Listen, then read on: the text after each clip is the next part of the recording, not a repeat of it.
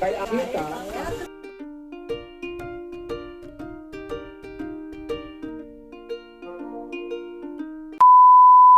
Nung Friday pa nga tong video na to at maulan nung araw na yan, buti nga't di na lalong lumakas, kung hindi baha na naman dito sa lugar namin. Nagising na nga din ang aling maliit dyan, napasarap pa nga yung tulog dahil malamig ang panahon. At ewan ko ba, pero itong si Aven, ayaw na ayaw niya talaga yung nagkukumot. Kahit kami na nanginginig din sa lamig, once na pinatay may electric fan ay magigising talaga yan. Lalagyan ko nga siya dyan ng pampers dahil panigurado pag malamig ang panahon ay ihi ng ihi ang batang yan. Nagpapakit pa nga dahil nakita na naman niya yung sarili niya sa camera. Tuwing malamig lang naman ay tsaka ko lang siya pinapampersan sa araw, pero pag hindi ay nakashirt lang yan sa Aven. Nung baby kasi siya ay madalas siyang magka-UTI dahil sa kaka-pampers. Kaya ginawa ko simula nung naglalakad na siya ay sa gabi ko na lang siya nilalagyan ng pampers. At effective naman mga mare dahil simula nun awa ng Diyos ay di na ulit siya nagka-UTI. Ang hirap pa naman pag may sakit yung anak mo, maawa ka na lang dahil syempre di niya pa masabi kung ano yung masakit sa kanya. Iiyak nang iiyak na lang yan at walang humpay nakakakarga dahil masama nga yung pakiramdam niya. Lalo ngayon nang malaman namin na may sakit siya sa puso, may mga times na pag nahipo ko siya at di normal yung init ng katawan niya. Yung kabog ng dibdib ko ay sobrang bilis talaga mare dahil takot na nga ako magkasakit yan at di na ako mapalagay. Bantay sarado ko talaga siya magdamag para lang masigurado na okay lang siya. At gano'n naman talaga dapat tayong mga magulang pagdating sa ating mga anak. Kung pwede nga lang sinasabi pa natin na sana tayo na lang yung nakakaranas kung ano man yung nararamdaman nilang sakit. Pero hindi mo naman pwedeng questionin yun, ang tanging magagawa mo lang ay alagaan siya ng maayos. At higit sa lahat ay pagkatiwala mo na lang lahat sa taas dahil di naman niya ibibigay yung pagsubok na to kung hindi namin kakayanin. At sobrang nagpapasalamat pa rin kami dahil nakikita namin kay Aven kung kaano siya kalakas at kabibong bata. Anyway, tapos ko na nga siya dyan pampersan at ayan ang aling maliit. Pinapakilala niya yung kanyang sarili.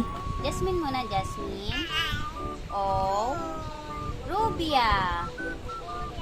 Yay! Oh, isa pa ako po. Si? Oh, Jasmine. Oh, Rubia. Yay! Clap, clap.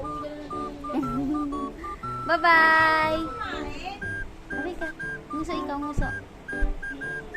Nakakatuwa lang dahil alam niya na talaga kung ano yung name niya at marami na din siyang ibang words na nababanggit din. Gabi na nga yan at nakauwi na si Papa at may mga dalang bagong karton dahil nga sira na din yung hinigaan niya nung una. Diyan nga namin siya pinapahiga dahil nga pag sa po may baka matuyan siya ng pawi sa likod pag nakahilata siya. Tuwang-tuwa nga ang aling maliit dahil sa bago niyang karton at natutuwa din ako dahil kahit sa maliliit na bagay ay marunong na siya mag-appreciate. Pinalatag ko na nga din si Mister dahil oras na nga ng pagtulog niyan. At ang aling maliit ayan, nanggugulo na naman sa papa niya. Ayaw pa nga matulog dahil ayan, ginawa pa nga baby yung baw na niya ng tubig. Tuwing makakita kasi yan ng Wilkins o kaya baw na ng tubig ay baby ang tawag niya. Ewan ko ba dito, naghahanap na ata ng kapatid. Naku Aven, wag muna dahil sa'yo pa lang nakakunot na yung noo ko.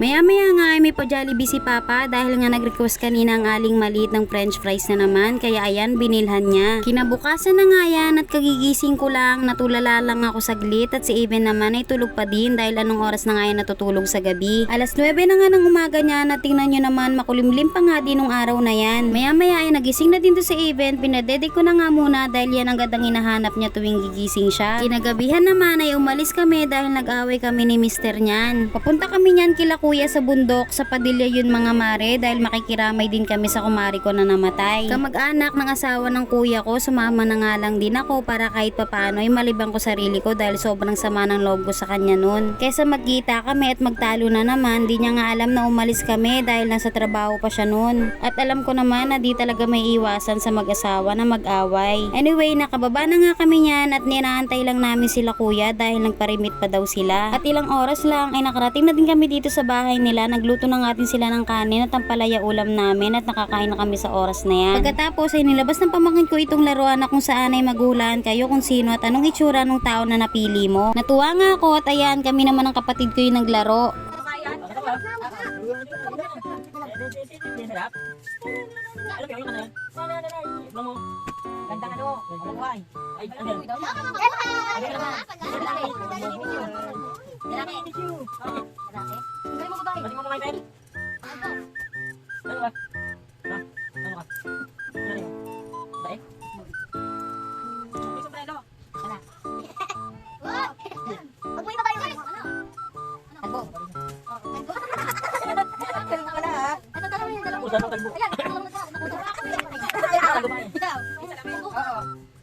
Walang talo ka na dyan, Bing. Ayan, Bing.